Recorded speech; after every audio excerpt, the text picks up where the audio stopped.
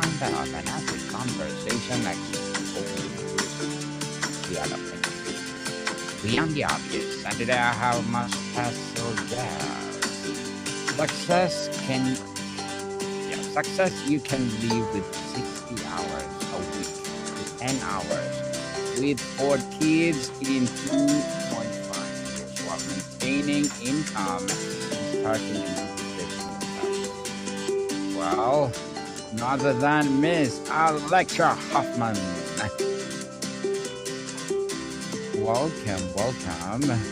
Welcome, Miss Alexa on Abstract Essay. Can you please introduce more about yourself, Alex? Yeah, thank you so much for having me on the show. My name is Alexia Hoffman. As you mentioned, I have 4 daughters that I had in the span of 2.5 years. My oldest, my twins are 3. I have a 2-year-old and a baby about to be 1. I got into real estate at 19 years old while still in school. Didn't know anybody, was in a brand new state, was able to become a broker and an owner of a real estate team and office by 23. And then after having my kids, kind of burnt it all down with the desire to really make sure that my work was in alignment with the life I was building. I got very lucky early on. I was able to build and scale. But what I realized was that the business that I was building was more for other people and, to look successful on paper, but it wasn't something that was fulfilling to the life that I truly wanted to live and provide to my kids. I still sell real estate. I also own a coffee shop, and my husband and I have built uh, over 80 door rental portfolio over the span of about 4 years. And then I do business coaching and speaking as well. Thank you so much for sharing your knowledge and wisdom to the world. Miss Alexa. Thank you. And today, let's talk about from 60 hours to 10, how I build a virtual assistant system that give your life back. So tell us, Ms. Alexa, you you build a real estate empire, launch a coffee shop, coach entrepreneurs, host a podcast, and raise 4 daughters, all while managing over 60 tenants. Walk me through the moment you realize that your 60-hour weeks were actually breaking you, not building you. Yeah, I when I was pregnant with my twins, I had the team in the office in place. And I thought that I had created a system to take a maternity leave. Obviously, I didn't expect to be fully gone, but I thought everything would be good. I could step back as much as I wanted for at least a month or so as I kind of adjusted to motherhood, especially with 2 babies. And as I went into labor a little early with the twins, I was being rolled into the operating room and I was on the phone with a client and with an agent. And in that moment, I was actually proud of that. I thought, like, look at me, I'm working, up until having these babies, to the point where the nurses were like, hey, we need to take your phone. You can't go into an operating room with a cell phone, can't go in on the phone. And then 4 days after that, I wrote an offer for a client. So, when I did those things at first, I was like, look at me, I can work, anytime. And I'm such a hard worker. But it really shifted in the following months as my kids, got older. There's more sleepless nights. There's just a shift of what's important. And through that, I'm thinking to myself, oh my gosh, like, why am I doing this to myself? Why can't I just hand things off to the people? I have people in place that could be doing things. Why am I holding on to it? So through that journey, I feel like it's tied to my motherhood journey of growing and evolving and priorities changing. That was when I realized I can't keep working like this. I think I built my business by hustling harder. So that's always what I knew.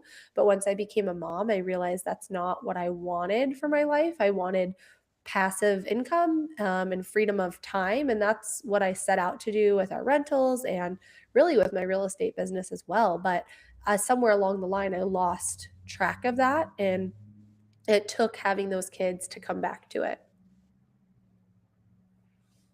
There was Miss Alexia. If you said you had to unlearn the belief that working harder and longer hours was the key to success, what specific trigger that made you question hustle culture? What is a miss of bad time, a forgotten appointment, or something deeper? Yeah, I think it was a combination. I think, you know, starting to miss things and feeling like I was so reactive to what was happening around me was so difficult. Being in real estate, it's, a lot of people's biggest transaction. It's a huge milestone in their life. And that importance isn't lost on me by any means, but the constant availability 24/7. I mean, I remember writing offers at 2 in the morning after trying to get the babies to sleep, and just that constant reactivity to problems and stress was not sustainable for me and the lifestyle I wanted to build. And I had realized that when I was building this, it was based on someone else's definition of success. It was what I looked to other people who I thought were successful. I looked at what they were doing and I thought, okay, if I can do that, then I'll be successful. So, with becoming like a team lead and owning a brokerage, I didn't do that for me. I thought I did. I thought that was the thing I wanted, but really I only wanted it because it's what I thought success was defined as, when in reality my definition of success was very different than that, because that role just opened the door to more problems, to more people having access to me, and that was the opposite of what I was trying to build for my life. So I think after I was in it, after I achieved the big thing, and I'm like, why doesn't this feel good? Like, this was the big thing I've been working for my entire career, and I did it. And I just felt like over it. It was just not enjoyable. And I was so confused. And then I took a step back and I really had to do some deep reflecting. And I worked with my business coach on it for months and months and months. Like, what's going on here? And it was really that I was chasing someone else's version of success, not my own. There was Miss Alexa. Take me inside the first 30 days of building your virtual system or virtual assistant system. What broke first? What scared you most? And when did you first feel that exhale of, I'm getting my life back? Yeah, I think the idea of releasing control and allowing someone else to do something that I thought was such a big part of my business. So, for example, in real estate showings, I when my coach recommended I have a showing agent, I could not believe that. Like, to me, I was like, "Oh my gosh, like that's when I'm interacting with the clients the most. I need to be the one to open the door." But the reality is that my value is not opening the door. My value is my negotiations. It's understanding my client situation and coming up with a solution that best fits them, making sure they either save the most amount of money or make the most amount of money. And so once I was able to kind of flip that switch, almost non intentionally, it became almost out of necessity. I hired a showing agent just because I wasn't able to be everywhere I wanted to be with having such little kids, and childcare limitations and the condition of the real estate market. So through that, I think once I let go of those showings and I hired a showing agent and I realized how much time I saved and what I could use that time on, it changed my life. It changed my whole perspective on business. And what I came to realize and where I was able to exhale is like, if I found a task that somebody could do 80% as well as me, I think it's worth delegating, right? Because then I can put all my time, energy, and focus on needle moving activities and the things that are actually going to build traction and the things that I'm good at and I enjoy doing and that actually make the most impact. Well said, Miss Alexa. You made the incredibly difficult decision to leave your role as a broker and owner of your own company, a role you'd worked years to achieve. It felt like failure at first. How do you distinguish between quitting and pivoting? Yeah, I think that's a great question. And I think I grappled with that for a while before I did it because I felt like, okay, if this is the thing that I am really setting out to do, is quitting an option? And I'm very much like, quitting is not on the table. So it did kind of go against my grain to even allow that to be a possibility.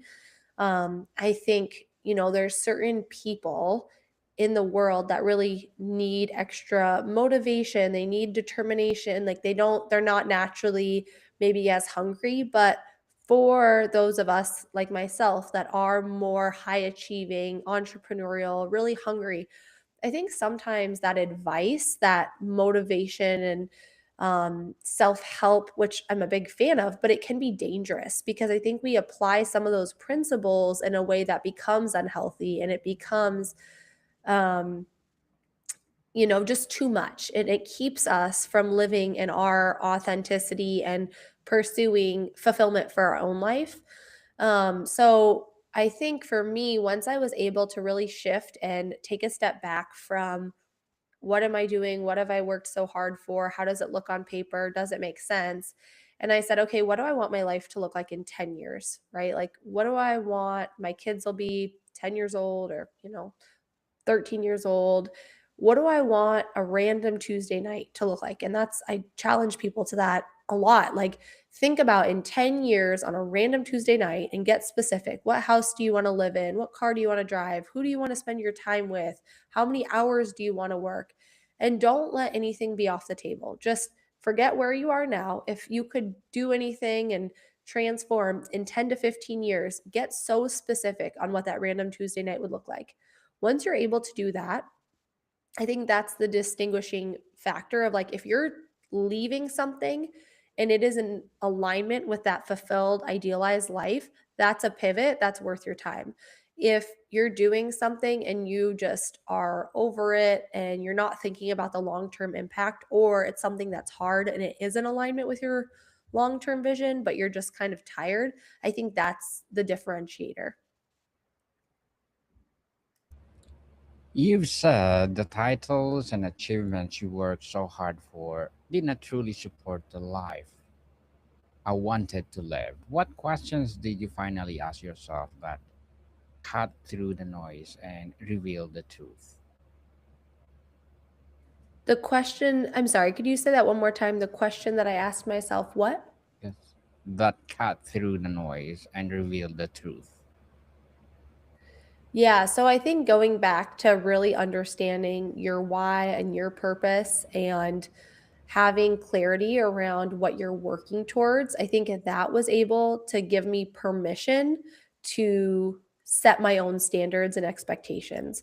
I think when we live in a society that shows us so many different versions of success. I think social media is, a wonderful tool, but it's also so hard to not compare yourself to someone else's highlight reel. Even if they do share things vulnerably, you're not seeing 100% of the picture.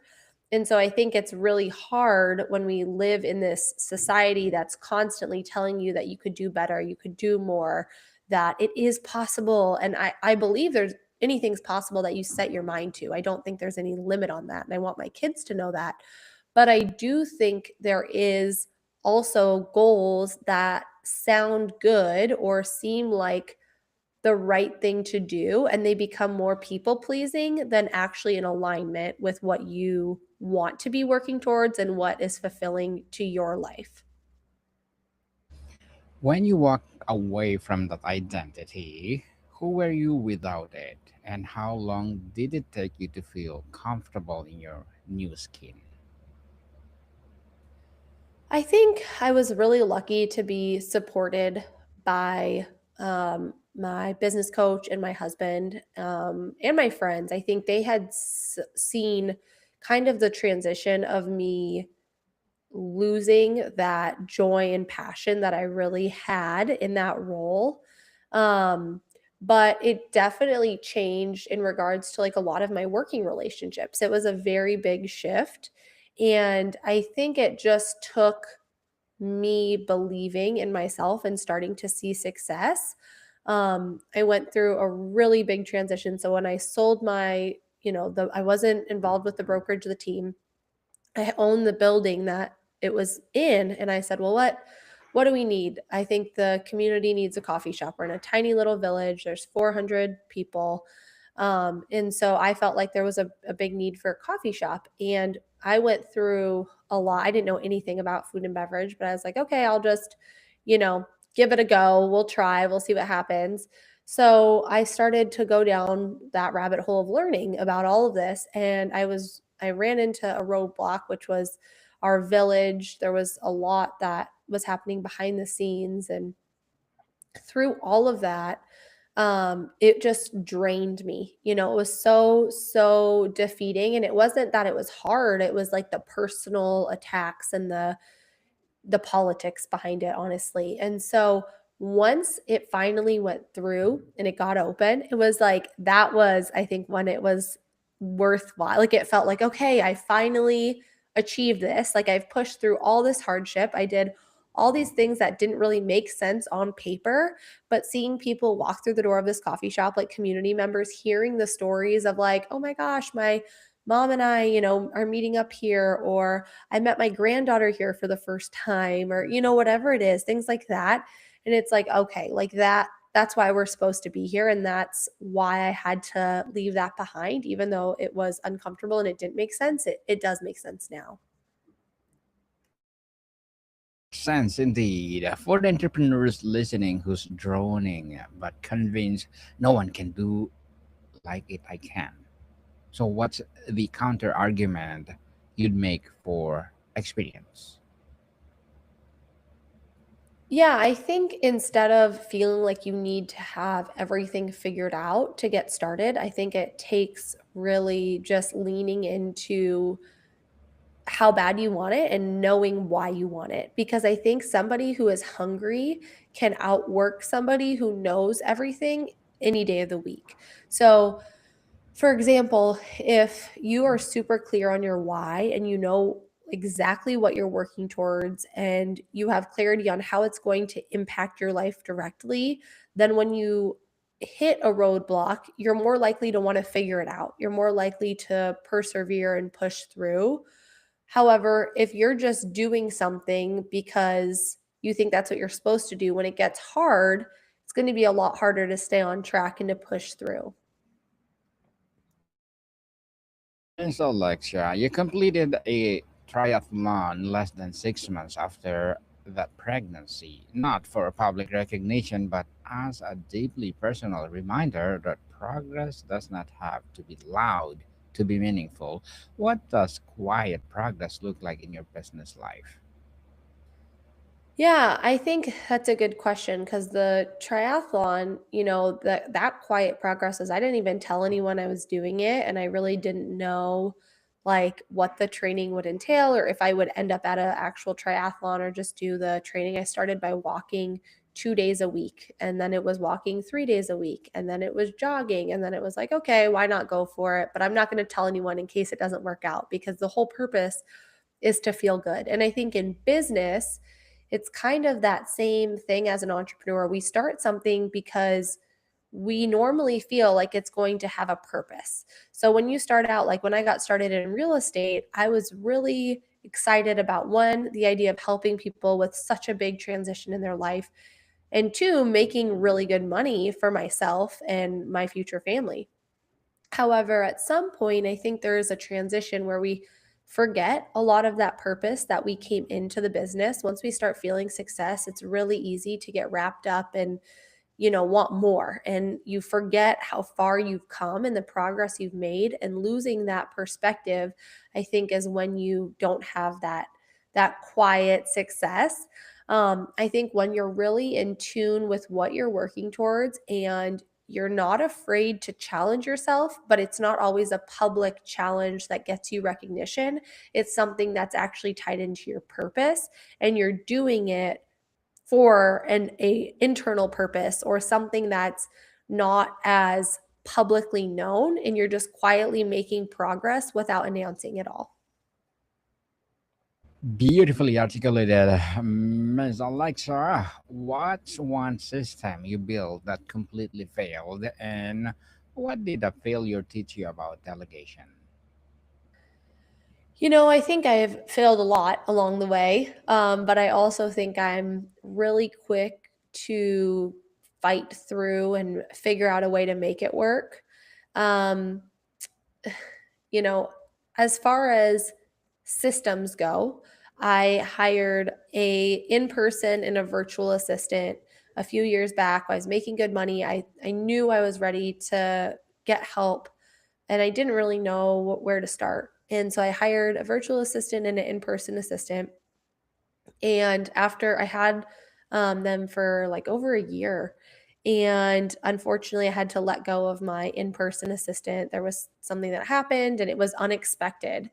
Um, and I was like, oh my gosh, like, I don't know what she's been doing. I don't know how to share this with someone else to bring someone else on. I was really overwhelmed, as lost. And then, not even 3 weeks later, my virtual assistant, I had hired him through a company, and that company said, like, oh, like, they do progress reports. How's he doing? I said, well, he's doing good, but tasks that used to take 30 minutes are taking a full day. It's kind of weird.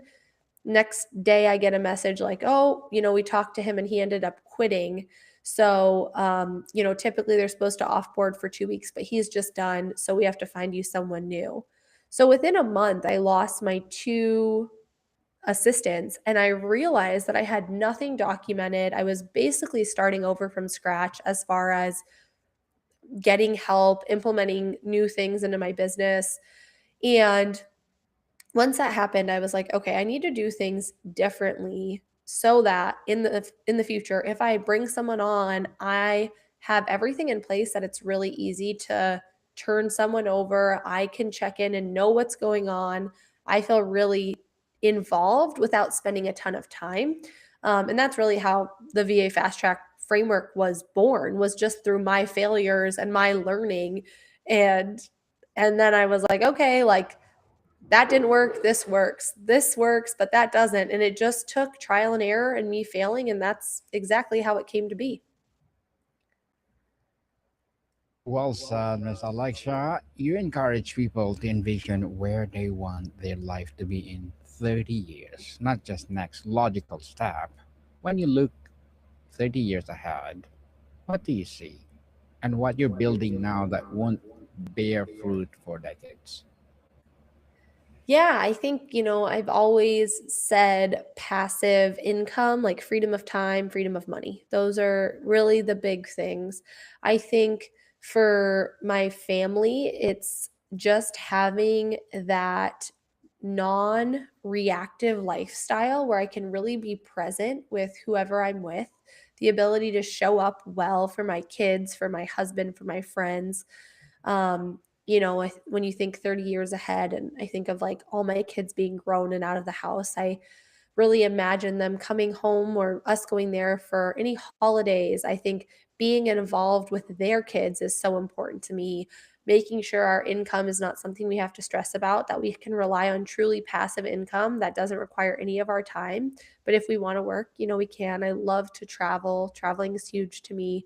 Um, and really that my kids know Jesus and they have a great relationship with him. That's super important to me as well. So hopefully modeling a lifestyle that exemplifies that, so that they want to, not that they feel forced to.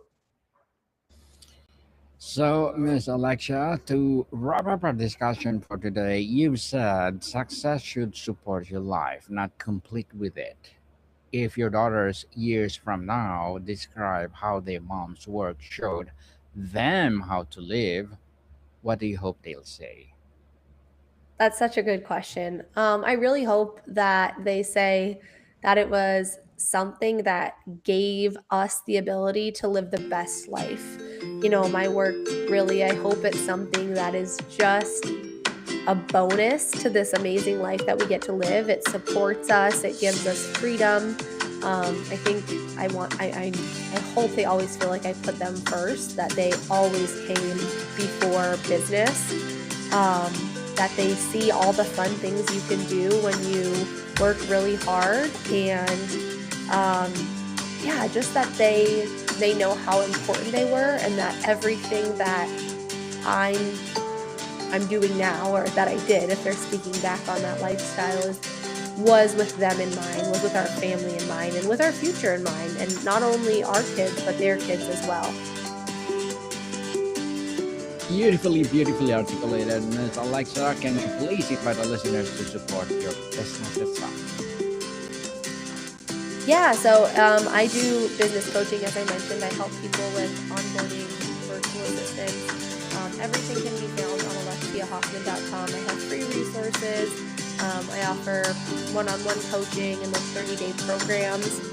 Or you can find me on social media at Alexia Hoffman Co. Yes, and Ms. Alexa, thank you so much for your time. Thank you. Monica people, see you soon.